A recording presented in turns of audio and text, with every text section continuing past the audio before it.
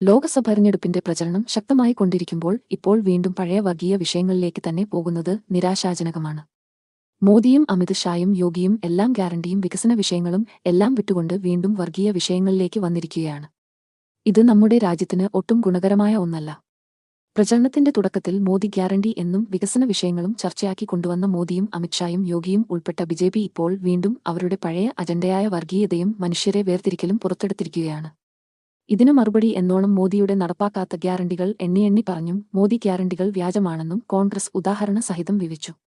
അതോടൊപ്പം 55 വർഷത്തെ കോൺഗ്രസ് ഭരണകാലത്തെ നേട്ടങ്ങളും അവർ ജനങ്ങളുടെ മുന്നിൽ അവതരിപ്പിച്ചു. കോൺഗ്രസും വാജ്പേയിയും മൂന്നാം മുന്നണിയും 60 വർഷം ഭരിച്ചതിനുശേഷം 2014 60 വർഷത്തെ ഇന്ത്യയുടെ പൊതുകടം 53 ലക്ഷം കോടി മാത്രമായിരുന്നു. എന്നാൽ കഴിഞ്ഞ 10 വർഷം കൊണ്ട് നമ്മുടെ പൊതുകടം ഏകദേശം 4 ഇരട്ടിയോളം വർദ്ധിച്ച് 200 ലക്ഷം കോടി കടന്നിരിക്കുന്നു. പക്ഷേ 60 വർഷത്തിൽ ഉണ്ടായ വികസനത്തിന്റെ 100-ൽ 1 വികസനം പോലും കഴിഞ്ഞ 10 വർഷത്തിൽ ഉണ്ടായിട്ടില്ല. കഴിഞ്ഞ 10 വർഷത്തിൽ മോദി സർക്കാർ നടപ്പിലാക്കിയ വികസനങ്ങൾ എന്തൊക്കെയാണെന്ന് ചോദിച്ചാൽ അവർക്ക് ഉത്തരമില്ല. അതുകൊണ്ടുതന്നെ വികസനവും ഗ്യാരണ്ടിയും പറഞ്ഞു വോട്ട് നേടാൻ ആകില്ലെന്ന് മോദിയും ബിജെപിയും തിരിച്ചറിഞ്ഞു.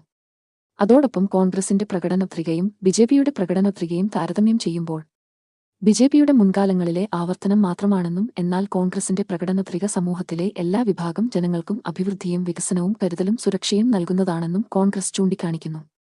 വീടുകളിലെ മുതിർന്ന സ്ത്രീകൾക്ക് വർഷം 1 ലക്ഷം നൽകുന്നതും തൊഴിൽ ഇല്ലാത്ത ചെറുപ്പക്കാർക്ക് അപ്രന്റീസ്ഷിപ്പ് വഴി തൊഴിൽ പരിചയവും വരുമാനവും നൽകുന്ന പദ്ധതി, തൊഴിലുറപ്പ് പദ്ധതിക്കാരുടെ വേതനം ഉയർത്തുന്നത്, കർഷകരുടെ വിളകൾക്ക് മിനിമം താങ്ങുവില നൽകുമെന്നും അവരുടെ ലോണുകൾ എഴുതി തള്ളുമെന്നും ഉള്ള പദ്ധതി, അതോടൊപ്പം തൊഴിലവസരങ്ങൾ സൃഷ്ടിക്കാനുള്ള പദ്ധതി, ഇൻഫ്രാസ്ട്രക്ചർ ഡെവലപ്മെന്റ്, വൻകിട ചെറുകിട വ്യവസായങ്ങളെ പരിപോഷിപ്പിക്കുന്ന പദ്ധതി തുടങ്ങിയവയെല്ലാം ജനങ്ങൾക്കിടയിൽ ചർച്ചയാവുകയും ജനങ്ങൾ അത് സ്വീകരിക്കുകയും ചെയ്തു.